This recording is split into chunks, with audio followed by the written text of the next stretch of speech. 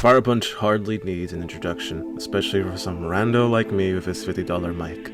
Like seriously, what can I introduce to this series that hasn't been said already? It's just kinda ridiculous. It's written by Tatsuki Fujimoto, author of the far more famous and iconic Chainsawman. It's a zany, crazy, absurd world of a crazy movie nerd who has a crush on a guy who's immortal and can't die because he's always on fire. It's bleak, dark, crude, humorous, and has a lot of heart to it that can only be found in Fujimoto and his works, because the man just has raw, intense passion and love for everything he writes about. He's basically Venture Bros, in a way, which honestly explains quite a bit about this series and what it's doing. Anyway, I'm talking about this alongside my good friend Epic, so go give him a watch, as we are breaking down characters people really like. Let's talk about this series and its absolutely fantastic main character, Agni. Already from the start, Agni is a character defined not only by the people around him, but the world as a whole. Another victim in the grand schism of the reset, of the world itself crumbling and fading away into oblivion. He's passionate, hardworking, he's very caring for his sister, implications aside. And overall, just a kid doing what any other kid would do. He's just trying to make it in the world. He's trying to survive. Already, Agni, just from the get-go, just from the start, his world view, his morals, everything has been morphed and just distorted because the world that he lives in is just awful. It's terrible, and he knows that most people are pretty much insane, cruel, or just a mixture of both. There's no winning. And it's shown pretty quickly that Agni himself is not really mentally sound. He already has the determination and the balls more so than any other kid would have at his age. Nonetheless, any adult. He's just willing to break his arm, kill a man, and willing to go the full extra mile to march on ahead and nothing just to protect his sister. It's just pure stubbornness and the willingness to live, which makes, and lack of trust for people, it makes it understandable, especially after watching his parents be chopped up alive and burned and having his sister almost raped in front of him. And again, this just gets reaffirmed with the experience with Doma, the Behemoth soldier who just confirms to Agni everything he ever thought about people. The events of Doma burning alive everyone that lived in the village and burning him and causing him unimaginable pain and making him watch as his sister died and scream for him to just live. Agni at this point is a mental ruin, and he's literally living on nothing but the absolute purest form of rage. He is just literally a man too angry to die, and that's all he has driving him. He's a corpse on fire. And it's just completely what destroyed the identity of Agni before and made him into the entity known as Firepunch, which of course relates towards Agni's name. He's named after the Hindu god of fire. He represents multiple interpretations and multiple meanings about the idea of the flame. It could be a symbol of hope, a symbol of destruction, or a symbol of wrath. Agni just has nothing but revenge. He literally was meant to die earlier, and he was completely ready. Half of his body was already sort of decomposing, and the only reason he's even moving right now is because he was just that determined. Literally, he all he has are the fires of hatred. And of course, he wanders around aimless, determined, nothing but hate, just driving him forward. Until he meets, of course, the most obvious form of symbolism, Sun. Now, it's not exactly subtle, but this is Firepunch. It's not exactly the most subtle thing ever. But it totally has a lot of subtlety. Trust me, it does.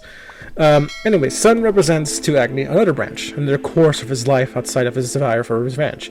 He's the first proper time Agni finds any sense of direction, any desire, any emotion outside of his rancor.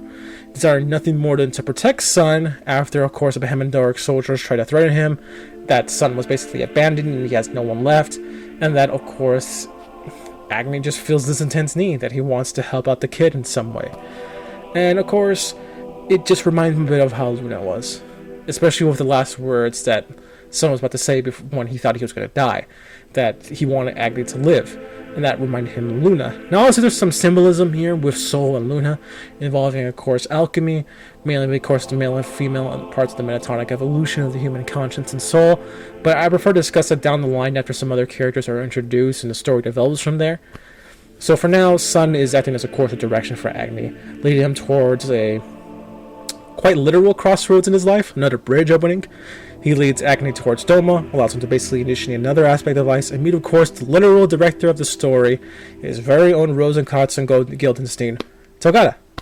Now, someone Agni saved might be in a spark for his life, giving him meaning and, of course, direction. Again, showcasing the meaning, the purpose Agni gives others, while he struggles with his own. So the thing with fire is that it tends to go out of control when you don't know how to properly control it. There's a reason why only professionals can work with wildfires when it comes to burning down acres of land. If you don't tame a fire or put it out in time, it will cause more harm than good. Agni is being stretched too far and wide, being used for others' intentions, which are clashing with his own personal desire to kill Domo after he burned everyone alive, left him for dead, and basically ruined any chance of happiness he had. Agni, obviously not in a proper state of mind, is unhappy about this. Of course, we think it's wonderful for Agni to help people to try to become their god, but throughout the course of the story, it's clear that if he starts to sit down and question everything he's doing, he starts actually suffering.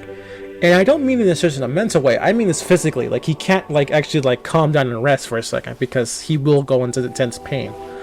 Now, because Agni isn't really confronting any of his problems or even expressing them in healthy ways, in fact, throwing upon him a god status, herald him as a messiah, or having Togata try and just basically control his life, essentially exploiting him for his movie that obviously leads to Agni having an existential crisis and questioning everything he has ever done, because obviously Togata's perception doesn't match who he is, and the perception he's trying to assume, the identity, is just not fitting with who he is. Agni's having just everyone tell him what he is, but it's just at the end of the day, he doesn't know. He's a kid. He's very young, and he's scared, and he's terrified. Everyone is just tearing him apart. They're taking literal pieces off of his psyche and splitting them out. He has to assume different personas and different identities to just keep up. And while, yes, with Togata, he certainly does control and lead Agni towards healthier, more prosperous intentions, quite literally snuffing out his hatred and allowing him to play as the role of the hero, showcasing, of course, the idea of sort of the theme of the Shakespearean elements here, the meta-narrative of all the world are actors and all the world is a movie. Togata manages to give Agni some hope, some direction. Everyone in the village gives Agni a path to something better.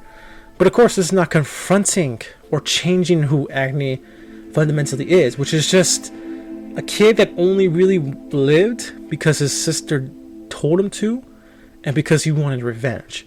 Agni doesn't really have anything beyond that, and after that, what does he have?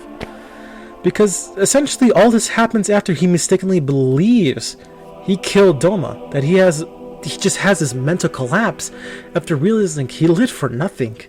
Even with the ice switch, which is a fake one, coming in and making Agni hate her, forming a bond for the sake of it because they like Agni and want him to keep on living, we already see just sort of the biggest thing that no one's paying attention to because they all want something from Agni. They just don't notice because he's mentally broken. Like, what's the point of a god if the god doesn't really want to be alive anymore?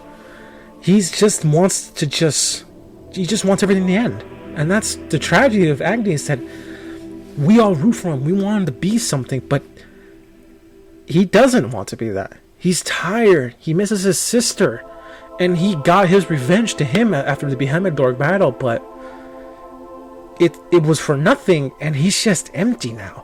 And even with giving all this purpose and all this direction, he doesn't really want to do it. Sure, it gives him a purpose, but it's just a lie, because he doesn't necessarily have much of anything else to do. And at the end of it all, he doesn't want to be alive. He doesn't want to be the god that they think he is. He just has a vestige of thought, of idea, because Togata gives him it. He doesn't want to be God. He doesn't want to be a hero. Even if he believes otherwise, even if he tricks himself, lies to himself, that the entire purpose of his journey, all the years of suffering, pain, and agony, he has to realize that was for nothing. He never got the satisfaction of killing Domo himself, of veging everyone in the village. He's just horribly unsatisfied, which Togata himself takes notice of, noting how we, the audience, must feel the same, that such a long amount of build-up amounted to nothing. Agni is at a loss of not only who he is as a person, but of what is even the point of living anymore. An identity crisis, well and true. Something he and Sagata bond over, which is honestly one of the best scenes in the entire manga, as it is both just two people who have no idea what they're even doing in their lives, just admit that they just don't know. They don't know. No one knows. Sagata admits they have issues with their gender, and Agni finally admits that he needs Sagata in their life because he's mentally just a kid and he has no idea what to do anymore. He doesn't understand the world of how it works or how to live without somebody telling him what to do. And Sagata sympathizes. Their emotions just calming down and both just talking about the movies that Sagata lost in the bombing, because Agni needs someone to rely on at this point, because again, he's just a child that needs to just say, you did alright. It's fine. You did fine. You can relax now.